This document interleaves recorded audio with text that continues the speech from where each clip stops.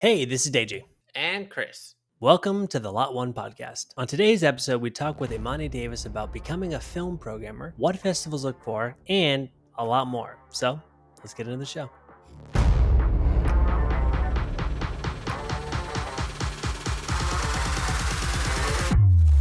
Hey everybody, welcome to the Lot 1 podcast. Today we have Imani Davis on the podcast with us, who is a writer, producer, and she is a film programmer for American Cinematheque. I got some questions that I'm really excited to get into. But before we get into that, Imani, do you mind sort of giving us an elevator pitch of your backstory? Yeah, totally. So I always loved storytelling as a kid and was always devouring books and was really active in like the creative writing classes. Like I was always a little producer, like always the one who wanted to read or work out loud. Like had my friends like who could draw me covers for like my little stories, which I still have some. I remember thinking about like, okay, what do I want to be when I grow up? Author was coming to mind, and I remember there was this like flip moment when I was like, I don't want my words to just live on the page. Like I want to be a writer, like a screenwriter, and write for movies. Study that during undergrad. I had a film studies major, lots of history and theory, and also a screenwriting concentration. Quickly realized I did not want to be a full time screenwriter. Like during my first year, still love writing, but knew there was like other things that I wanted to do outside of that too, and knew that there was more exploring to do in the industry and such. Like there's so many jobs. And yeah, that's when I just kind of like casually was getting into producing, casually was getting into programming, and then just met more people throughout that, and that turned into more opportunities. I met someone randomly in Chicago who did film programming in LA. She was in town, like a guest programming of a series. We stayed in touch, and then the job came up that I currently have. They were looking around for maybe community oriented people and such. She put my name in the hat. And this is how I'm talking to you all. That's awesome. It's a really good elevator pitch. I'm sure it Thank is Get over it. much you. deeper I think, you know lore what, than that. Chris, let's buy it.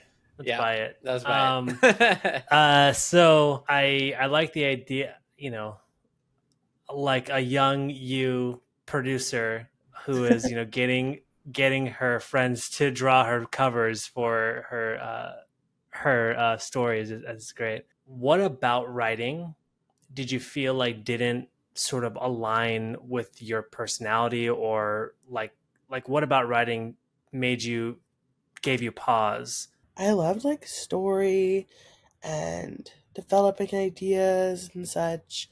And even like sometimes getting behind the computer and writing. But I saw people who all they wanted to do was sit behind a computer and write. And I was like, I can't compete with these people. There's other things that I want to do. I liked the marketing side of things. I liked thinking about business and thinking about how that all worked. Um, I liked talking to people. I was like, there must be something else. And I liked making my own things happen too. Like, 'cause I always had kind of an entrepreneurial edge. And so a lot of the advice that we sometimes get in screenwriting classes or such was like, yeah, and you'll like send this to a manager and you'll wait around to see if they'll sign you. Or send this to a producer and you'll wait around to see if they'll make it. Or just waiting around. I was like, I don't want to wait around. Just do it Uh, yourself. I want to do it myself. Yeah. So yeah, I was just being drawn to like other kinds of things that fit my personality more. But again, still love stories, still love writing. I have Final Draft up on my apps right now. I feel like I connect with that. I mean, I love stories as well. Like I have like a list of ideas, like 500 deep. And like I just it can be a faucet, right? But when it comes to like sitting down, it takes so much effort for me to like actually get into that. There's my curiosity thing too. Like I was always like curious about how things worked and like really liked reverse engineering things. I remember first hearing about A24 when they were coming up as a company and like doing things kind of different in college. Yeah. So I was like, what are they doing that's like different? Like, why am I so into these movies that they're like putting out? Um, And one of them is like one of my favorites. I love Moonlight so much.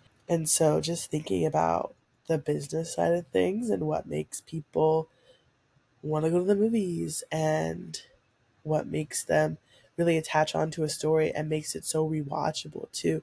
I just watched When Harry Met Sally um, with my roommate for like the millionth time, and it's just like, what is it about this? You can just watch it over and over again. Yeah, that intrigue keeps you guessing, or not guessing, but keeps you pushing to try and replicate some sort of story that can also be the same for other people, for sure. I wanted to go back to you saying like a reason why you gravitated towards producing was like I was tired. I didn't like the idea that I was gonna have to wait. So why not just make it myself? Um, I love that because that's literally how Lot One was founded. Lot One Productions was founded on the idea that, like, oh yeah, we could have all split up, gone into the industry, maybe occasionally came together to make a film or something, or brought one friend over to shoot a thing or whatever, and like work our way up. And there's nothing wrong with that, right? But we were like, we just want to make the things we want to make now. And it's funny you say that because it's still really hard to do that when you don't have a lot of money to do that. But at the same time, when you actually get to do it, it's super rewarding because you did it. You're the producer. This is your baby. You made it, and you built a team to help produce it. So I think that's really cool that's also what you gravitated to. And then now you hear it on Lot One Productions podcast, which literally that's what we founded the company on. So it's super. Yes, love that. Yeah, totally. Going against the grain, like Yeah. there's like the traditional ways. I like bumped up against the idea of like even going through like the assistant kind of route. I was like, I don't want to do Yeah. that. Yeah. Yeah. Nothing wrong with that for those who No, actually do not that at or love to do all. that. Yeah. Yeah. And I think it's important that people listen to their intuition when they're trying to find a path in this industry. If you're like, man, that does not align, you can like grin and bear it, I guess. But it's like, well, what path will align with me? And like just hearing about the different paths, I was like, oop, that's not gonna work for me. That's not gonna work for me.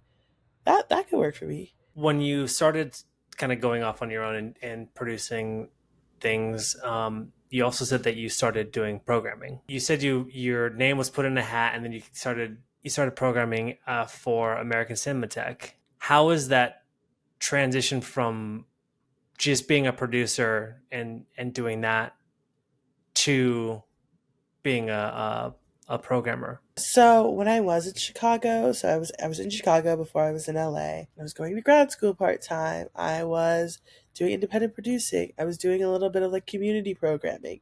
So I was doing like some kind of programming. Never thought like at any point someone was going to like pay me for it one day, or like it's a very mystified part of the industry, but a very important part of it too, that I think there should be more knowledge about it, because programmers get to make just a lot of decisions that affect what we see and hear about today.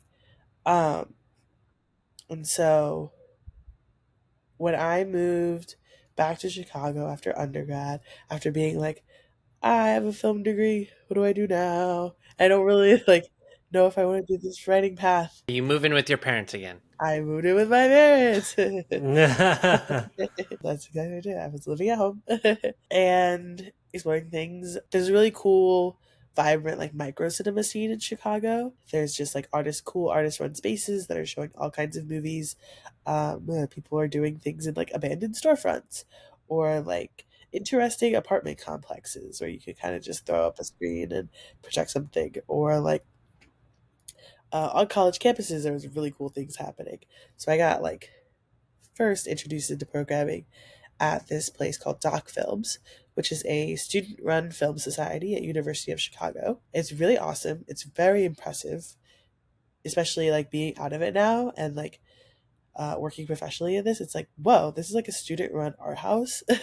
They're working as projectionists, like um, being like fire marshals, selling tickets, programming the films, and like anyone from the community can pitch like a series. So you don't have to like go to University of Chicago or like be a student. You have to like be a student to be on like the board, but anyone can like go to these programming meetings and like pitch different series and stuff, and like you have to gather this information about the distributors and like how much are the rental fees and like the distribution costs, and so you have to like do all that when you're like pitching a series to show like, oh, these films are attainable, like the rights are out there, or this hasn't shown at doc in a while. There was like a 5-year rule, like if it had played at doc in the last like 4 or 5 years, it couldn't be played again until it hit that.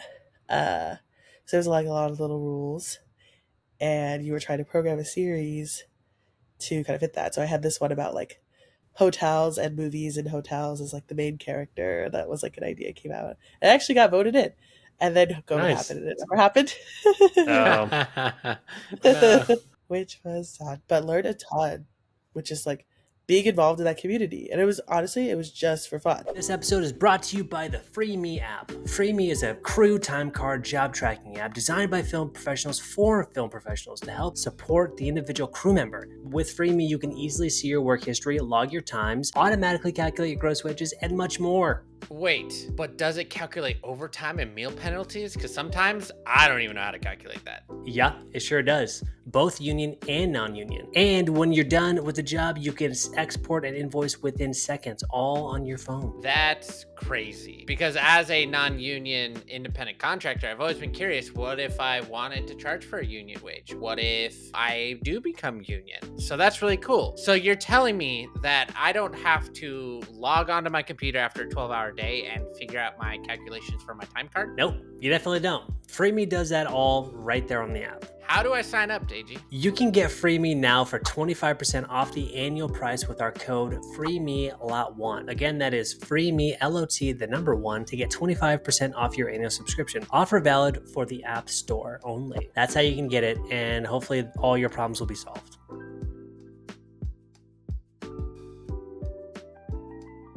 I did some work at Northwestern University, where I was actually getting a paycheck. They have a amazing program on campus called Block Cinema, free screenings of all kinds of stuff. Some new movies, mostly repertory films, great experimental and documentary programming, and got to get involved there. I was like sticking my nose anywhere I could put it. Got involved there, was always going to stuff there, and because it was free, it was on campus. That's where I ended up going to grad school too, part-time. That was a cool place where I could get involved too. It was one day, it was like the head curator was like, do you want to program a film and do an introduction? I was like, yeah. And then there was like some things he was brainstorming around wanting to show something in CinemaScope and maybe something kind of like big old Hollywood. And so I remember doing some research and coming back with some choices, and we ended up on Carbon Jones. I got to like write this kind of like introduction about Carbon Jones and just recontextualizing it. And that was like really, really cool. I got to read it. It was through going to Block Cinema. It was a different screening, but like just popping up at like going consistently to places and meeting people and just not being afraid to like say hello and get into things. That is where I met the film programmer who is a film programmer in LA. Who like we stayed in touch. She did an intro for like a traveling Barbara Hammer film series after Barbara Hammer passed away. Amazing filmmaker. Definitely look her up if you are familiar. She did her intro. It's like, I'm in town. I'm guest curating, and she had this amazing intro. I remember going up to her after. I was like, oh my god, I want to like talk to her. She was awesome. My friend's like, go talk to her. And so I did. I always say people should go talk to people that they want to talk to if you're feeling like a draw to someone. Because if I didn't, I wouldn't be here. So we talked, we stayed in touch. She saw what I was doing on like just social media and stuff, just posting about things. And so yeah, that's when the American Cinematheque like started asking around of like so looking for someone more community oriented and unity centric, because I was doing some work with like women of color in film in Chicago too. And yeah, she thought of me as like a good fit. Networking. Totally. But never did I think that would happen. No, sometimes jobs come out of like the weirdest places you would never expect. Like that one person that you talked to that one time and said, "Hey, I really like camera department, even though I'm in the grip department." Next thing you know, you're on the camera department on a shoot, a month later or whatever. So for those who don't know, for us who are more naive, when you say you were programming a film, what does that mean? So it's a little bit like curating, who is kind of programming for their audience. It's literally like programming. So programming like the films and the different slots that you have available. Like if you're thinking about like a festival, or if you're thinking about like a venue that has like just a year-round calendar. There's some great like art houses like in LA and New York and such. Someone is picking those movies and they're trying to figure out like what their audience is going to be drawn to, what's maybe new or coming out of like left field, or be a nice surprise for the audience. Definitely thinking about like, what's going to get butts in seats, but also thinking about what is going to be a nice surprise for people. So you're the person choosing what I watch. Yes. So if a person wants to be a programmer, what kinds of things should they do to like prep for like looking for a job like that? Like what skills should I have? A lot of people that I've met have studied like the same kind of things as me, of like film studies and thinking about theory and history of film, because you have to love movies. You don't have to watch everything. And I think that's why people maybe get in their head about programming of like, I have not watched every single movie in the world. That is okay. Then totally just have, like just knowing like a basic knowledge of the different eras of film, and like like an overview of film history. You could definitely have like your specialties too. I love movie musicals. I know a lot about movie musicals.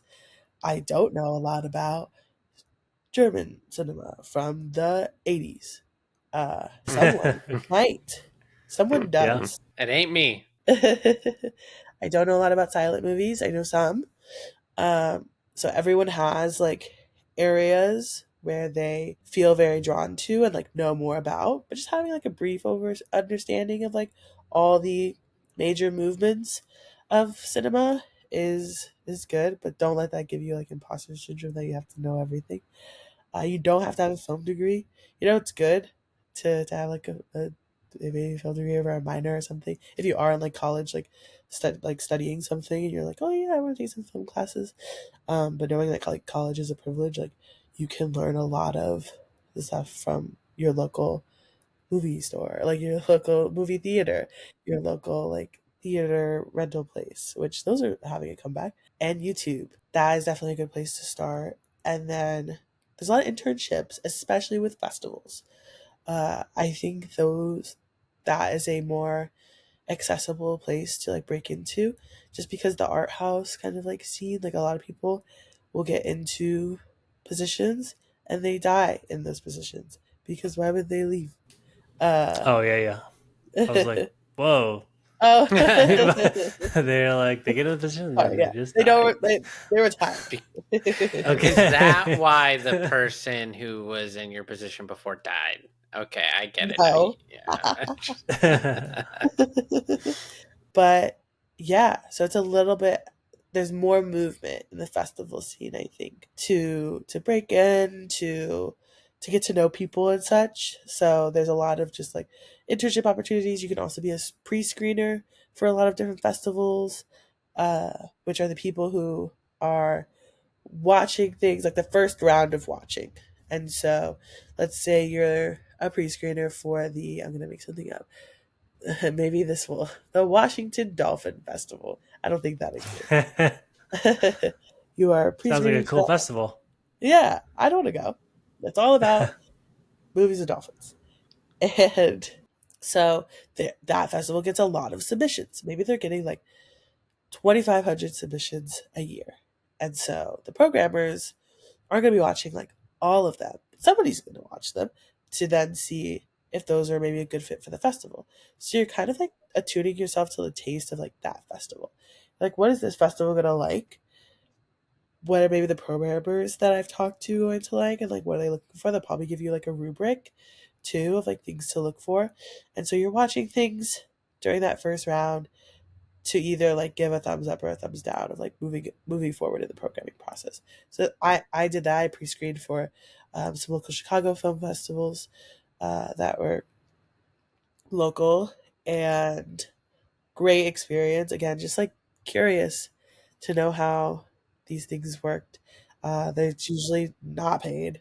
It's very volunteer, but they usually give you a pass to the festival, which is great to use to like, yeah, network with people and stuff. So I'm always an advocate for like screening and pre-screening for festivals as a way to like break in, get to know like the scene, get to know other people, uh, and get some experience. As a filmmaker, it's also kind of nice to know what each film festival is looking for. Totally.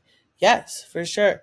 So getting like, yeah, being a filmmaker and being a screener, like you get to know more about like, oh, this is like what my film is like going through on the back end of things like when I submit to a festival. And you could kind of see like what you're going up against. You know, there's more visibility into that too. Of like what are all the things kind of coming into the circuit. The more you know, the better you're going to be able to make a film that will make it. Totally. Also trying to tell people like not to lean too much into like the market. Like if you're like not a horror filmmaker, then don't make a horror film. You don't have to. But like just knowing that you what you want to do, and like the work you gonna want to make, and like the best version of the work that you want to make. I think that like you can take from that like the screening process and such of seeing what's out there. Yeah. Greetings, film enthusiasts. It's Christopher from the Lot One Podcast. Ready for an exclusive pass to our cinematic world? Join our Patreon page for early access, behind the scenes content, and a community of fellow film pros and enthusiasts. Your support keeps the reels turning. Head to patreon.com/the Lot One Podcast, and let's make movie magic together. Thanks for being a part of the Lot One Podcast family. You got into American Cinematheque as a programmer, and then you sort of spearheaded. Correct me if I'm wrong. You spearheaded the Proof Film Festival. You put it on last year, and now you're doing it again for the second year. How did that sort of come about? So yeah, when I came into the American Cinematheque, there was a want to do more with short films and emerging filmmakers in general, and so it was kind of like, go think of something we could do with short films. That is different from anything else that's been done before. So, okay. Because yeah, we didn't want to do another short film festival in LA. Like there's so many great ones, and we wanted to do something that was filling a need, filling a gap, something that could like take advantage of our resources, like as an institution and our credibility of like, you know, being around for like 40 years and having some pretty great people come through and allowing more people into that space. Because it was like we have a really great line in our mission statement of bridging film history's past to its future. And so we were digging into that future line of like, okay, what are we doing for the future of cinema, for emerging talent, for new filmmakers? And then we were asking around, hey, like, short filmmaker, like, what do you need? Like, what issues are like kind of popping up? I was doing kind of like focus groups a little bit, just having conversations with people because we bounced a bunch of ideas around before, like being like, before coming with Proof. Um, and it kept coming up in conversations of like, oh yeah, and then I made this as a proof of concept, and I don't really know what to do with it. What X? And it kind of started with a Google search of like proof of concepts. Like it keeps coming up. Like I bet there's so many proof of concept festivals out there. Like, let me see. And I looked it up, and there was like nothing. And I'm like, that's wild. This is how so many movies have come to be. And it's like starting as a short, and then I have like an ongoing letterbox list. There's at least like 50, 60 on there of movies that started as a short and then turned into a feature. But there was not like a festival dedicated to those kinds of things. It was kind of like, oh yeah, you make like a proof of concept, and then like you hope that you get into Sundance. And so I was like, well, what direct paths can we create to make like an industry forward festival where industry people can come and like, and you can show off these works and be like, people have a plan for these and they want to expand them. So that's how it came about. And yeah, this is our second year that we're about to have in 2 That's so weeks. cool. That's so That's cool. really cool. This is random, but I'm actually working on like a semi like proof of concept thing right now that I was like, we're going to this in a couple weeks, so we'll be there. Oh my But gosh, the group.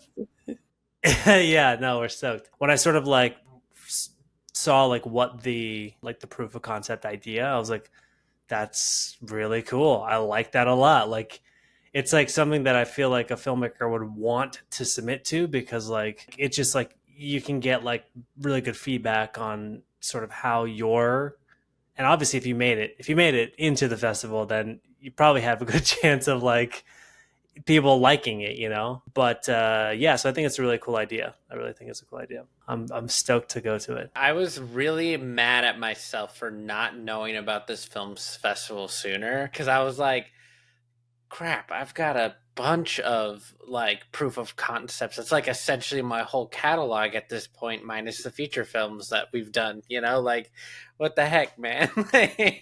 So it's like, now I gotta wait another year. It's fine, whatever. But you get But to it is- perfect it now. You get to perfect it. Yeah. Yes. And submissions will open back up January 1st. There it Okay. is. There you It go. is. Yeah. All So we'll have to right. wait for When that. does it close? June. Okay, That's a pretty big long window. time. Yeah, Yeah, that's a we have big a big window. window. Yeah. Yeah, pretty big window. Is that typical to have that big of a window for a film festival? It depends. I have seen this kind of vary. Some places have even longer windows than us, and I'm like, Oh oh my wow. gosh, it's open for like 8 months. Like as soon as they have the festival, they're open again. Yeah, First that's edition, funny. I'm like, wow. And then some places have pretty short windows. It'll be like 3 months. So it definitely varies across the board. Yeah.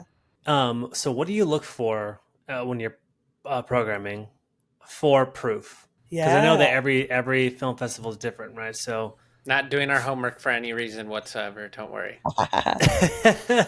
I love it. I did a workshop around like, just like looking at things from a film programmer's perspective. And I think people really liked it. It was like an in-person workshop. It was through uh Alcine. where is that held at? Elcine. Mariana is the founder and runs it. It's an amazing nonprofit. She does a lot of workshops through Heavy Manners Library in Echo Park.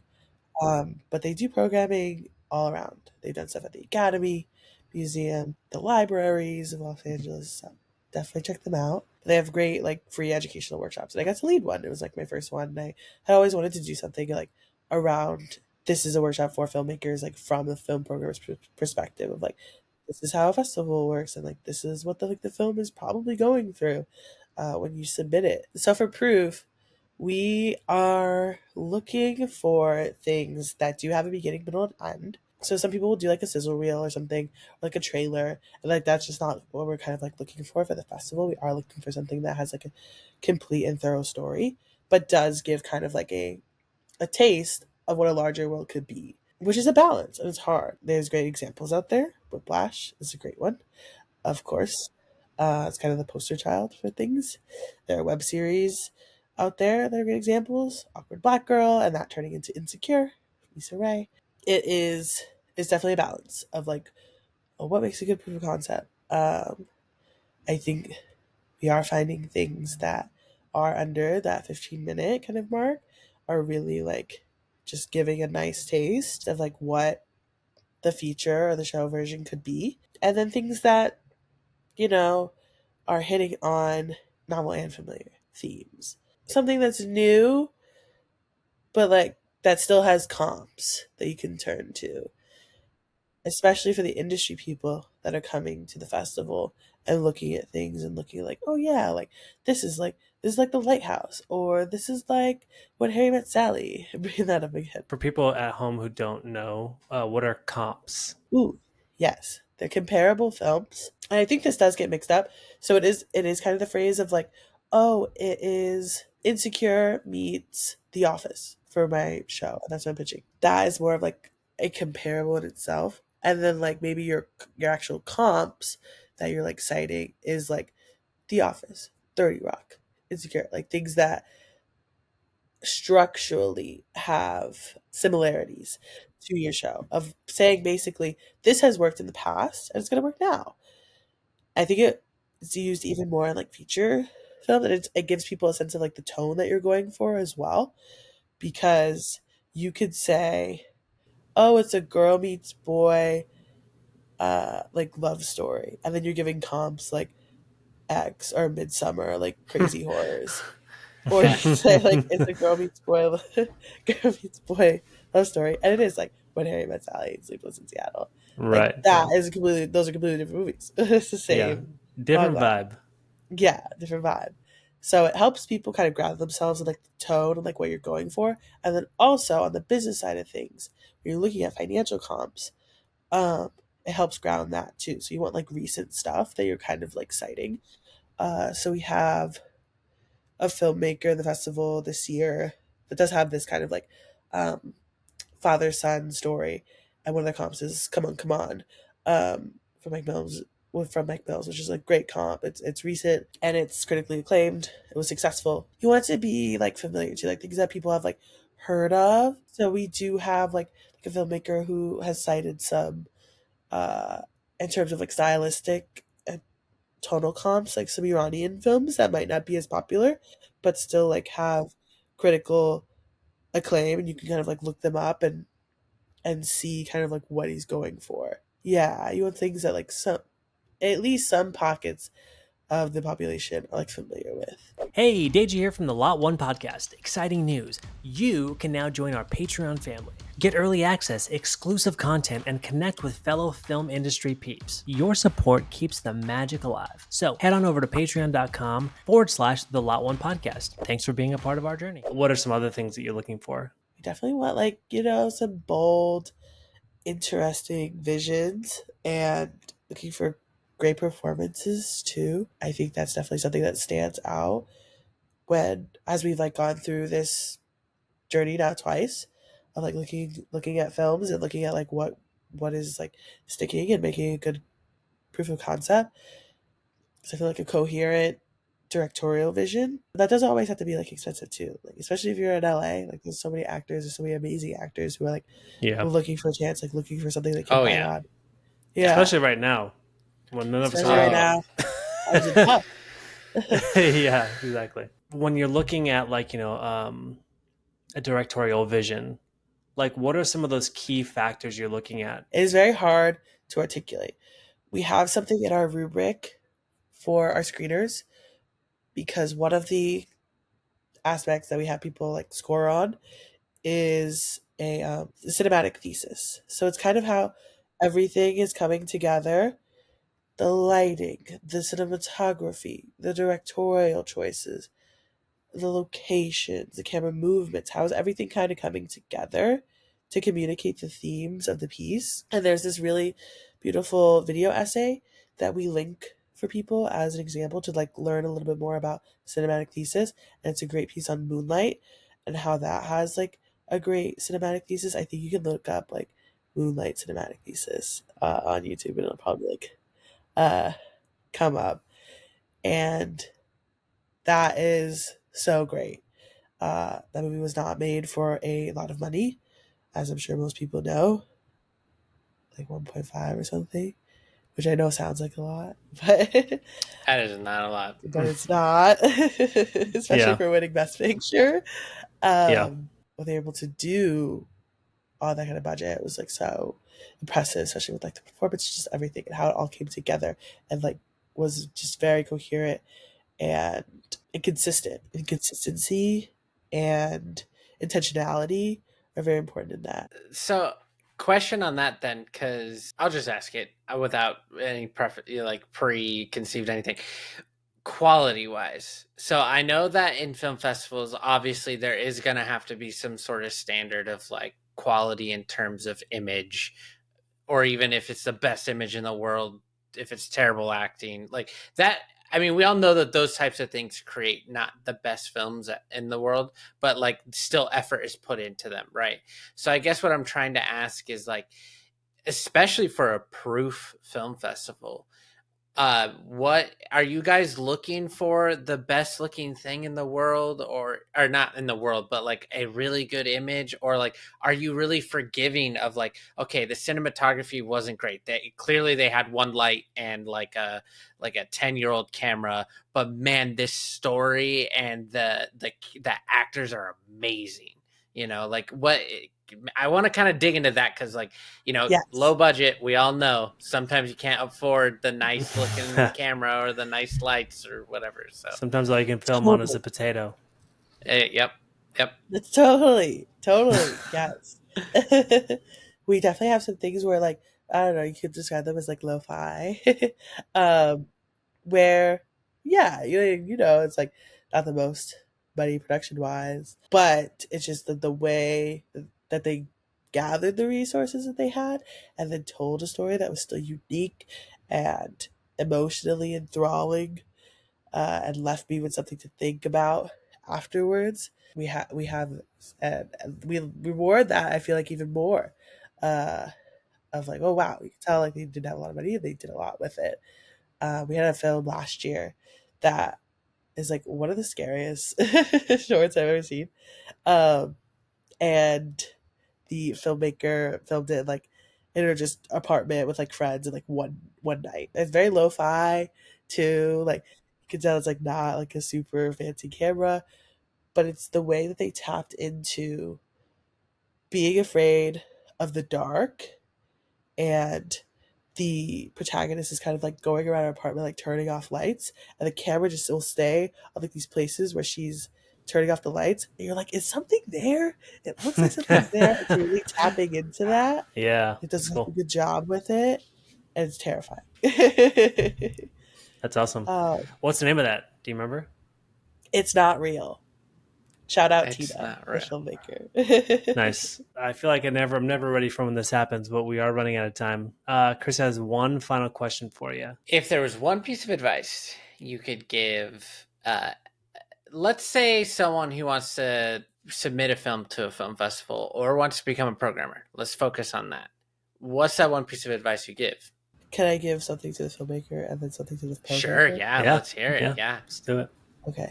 I'm going to go back for the filmmakers to what I was saying about performances.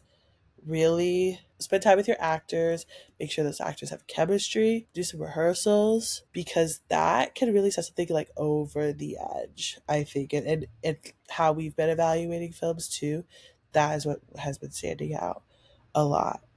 It's like something can have like huge production value and stuff, and like you can tell they spend a lot of money, and the acting falls flat. And you're like, ah, it's really hard to break past that. So yeah, it's something that you don't have to spend a ton of money on. I know you want to grab the closest person to you sometimes, but like really dig into your audition process. Spend time with those people that you end up casting. Think really hard about who you're picturing, what you're imagining, in your head for those performances, and then who's kind of giving you that energy on audition day, and play with that. And then on the programming side of things, watch a lot of movies for sure, and go to a lot of screenings and like talk to people, get to know the people. I feel like programmers don't really talk to the programmers. They would talk to the filmmakers, but sometimes you'll just see the programmers like hanging out, especially at like film festivals or something. Talk to them, because a lot of programmers know other programmers, and they'll know like, oh yeah, like blah blah blah festival is like hiring right now, like you should apply there. So talk to the programmer, go to the festivals, and talk to the programmers. I know those are expensive, but you can pre-screen or like volunteer and they get a free pass.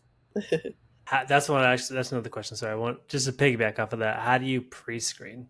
Yeah, a lot of places have it like on their website. So it's like apply to be a pre-screener, and maybe they'll ask you like a couple questions. Like for ours, we're like, tell us about a movie you don't like and like why you don't like it. So we know that you can like evaluate a film, and Oh, like I see. articulate why you don't like it or why you do Got it. like it.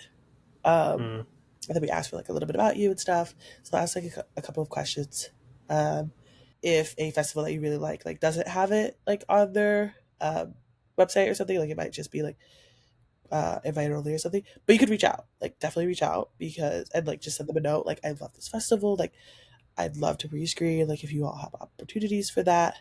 I'm sure they will get back to you. Your response was really great. And I want to point this out because a lot of our, specifically the one about actors, a lot of times the response we get, which is totally valid, I'm not complaining whatsoever, but I just want to really stick this in, is like we keep getting like, oh yeah, network, or like talk to people, be nice to everyone. And those are great. But like you pointed out a very specific thing that relates to not just the filmmaker and making your film better, but then what helps it get into a film festival or get it noticed.